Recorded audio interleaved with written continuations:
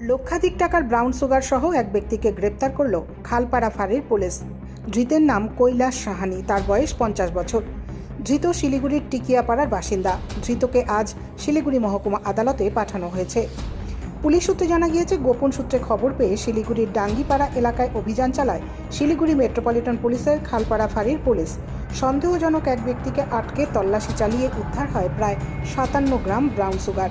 ধৃত ডাঙ্গিপাড়া এলাকায় ওই ব্রাউন সুগার বিক্রি করতে এসেছিল। বৃহস্পতিবার ধৃতকে শিলিগুড়ি আদালতে তোলা হয়। ঘটনার তদন্তে পুলিশ।